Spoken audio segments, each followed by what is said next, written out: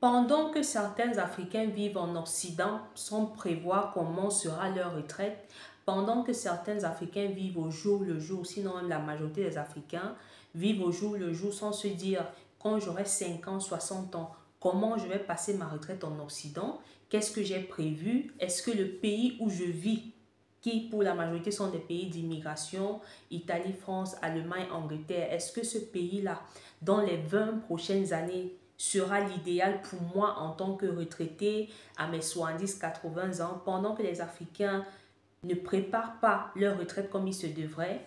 Les Européens, les expats, les familles se dirigent vers les pays qui, en termes de coût de vie, de qualité de vie, de facilité d'intégration et d'investissement, sont l'idéal.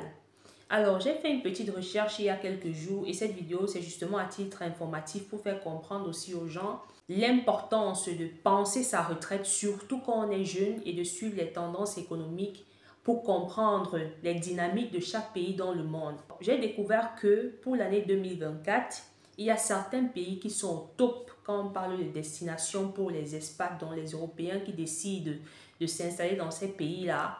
Et dans la catégorie des expats, il n'y a pas uniquement les retraités. Il y a les retraités, il y a des jeunes qui décident de s'installer dans ces pays-là pour avoir des opportunités en termes de carrière, pour créer des entreprises. Il y a des familles qui s'y installent pour avoir de meilleures conditions de vie. Selon les statistiques 2024, le top 10 des pays dans lesquels beaucoup d'Occidentaux sont en train d'aller s'installer sont le Panama, en première position le Panama qui est un pays d'Amérique du Sud, le Mexique aussi qui est un pays d'Amérique du Sud, l'Indonésie qui est en Asie, l'Espagne, la Colombie, la Thaïlande, le Brésil, le Vietnam, le Philippines et les Émirats arabes. Alors on pourrait se demander pourquoi de plus en plus d'Européens veulent s'installer dans ces pays-là. Parce que on observe qu'en Europe, il y a de plus en plus une pression fiscale qui asphyxie beaucoup de personnes. Ça n'asphyxie pas seulement les Africains, tout le monde le ressent. Les taxes sont de plus en plus élevées dans les pays comme Grande-Bretagne, le Royaume-Uni et dans plusieurs pays en Occident. Les gens n'arrivent plus à supporter cette pression fiscale.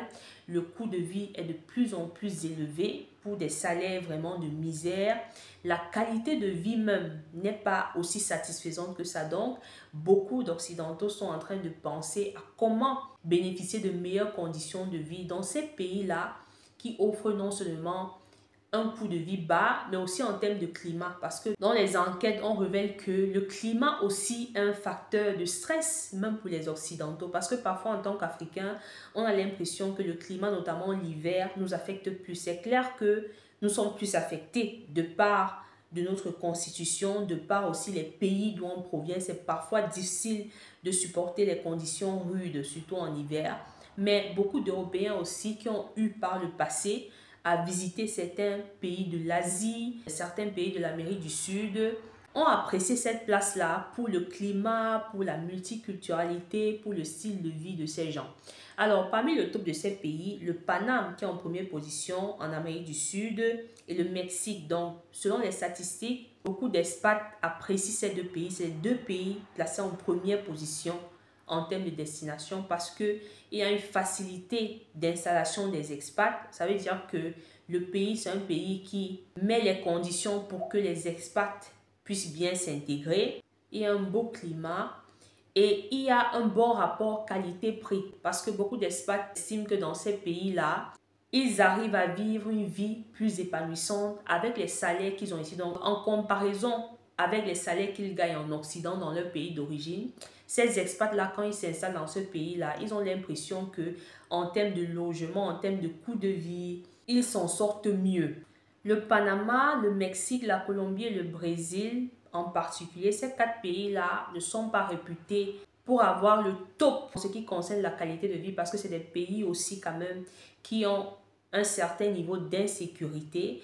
Mais en termes de finances personnelles, les expats estiment que quand ils s'installent dans ces pays-là, ils voient vraiment leurs finances s'améliorer. Donc, ils arrivent à vivre dans ces pays avec un certain niveau de salaire parce qu'il n'y a pas une très haute pression fiscale, le coût de la vie, les conditions de vie qui vont avec. Donc, en gros, on constate que l'Amérique du Sud est beaucoup prisée par les expats parce qu'ils estiment aussi que les gens qui vivent dans ces pays sont très accueillants. Parce qu'il faut quand même dire, si tu as une personne qui a fait l'Afrique, qui a fait l'Amérique du Sud ou l'Asie de l'Est et qui a fait l'Occident, il faut dire quand même que l'Occident, en termes d'accueil, en termes de chaleur humaine, c'est le continent vraiment qu'on peut placer en dernière position. Voilà, je pense que toute personne qui a été en Afrique, en Asie de l'Est, comme j'ai dit, et qui vit en Occident, va se rendre compte que quand on vit en Occident, il y a une certaine froideur, il y a ce côté vraiment chaleur humaine qui manque. Et les Occidentaux aussi en sont conscients, ce qui fait que quand ils vont dans ces pays-là pour les vacances, parce que ce que j'apprécie sur les Occidentaux, c'est que c'est des gens qui investissent beaucoup dans les voyages. C'est des gens qui n'ont pas peur de prendre les risques, de prendre les initiatives en termes de voyage, voilà. Vous allez voir des Occidentaux qui ne vont pas se préoccuper, voilà, comme certains Africains, d'avoir le dernier sac de marque ou je ne sais quel type de voiture, je ne sais quoi, mais qui vont plutôt investir dans les expériences des voyages pour découvrir ce qui se passe ailleurs. Attention, il y a aussi des Africains qui voyagent, mais j'ai l'impression pour ma part que beaucoup d'Africains encore ne comprennent pas l'importance d'investir dans les voyages. À travers les voyages, on découvre beaucoup de choses. Parce que quand on dit souvent que les expats vont dans tel pays s'installer définitivement, c'est pas qu'ils sont allés d'un coup. Ils y sont allés d'abord une, deux fois en vacances. Ils ont essayé de voir les conditions, le terrain, comment ça se passe, l'ambiance dans le pays, coût de vie, tout ce qui va avec. Et ils ont vu que ça correspond à ce qu'ils recherchent et ils sont rentrés chez eux se préparer afin d'aller s'installer définitivement.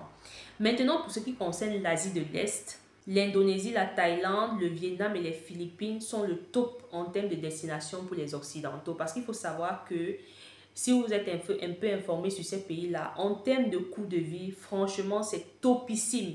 Et je dois d'ailleurs dire que même en termes d'investissement immobilier, parce que ces pays sont bien notés pour l'investissement, finances personnelles, accueil. Les gens sont très chaleureux dans ces pays, Thaïlande, Vietnam, Philippines, sont très accueillants, très bien éduqués, vraiment très respectueux envers les étrangers. Il y a un climat assez agréable, la vie, voilà.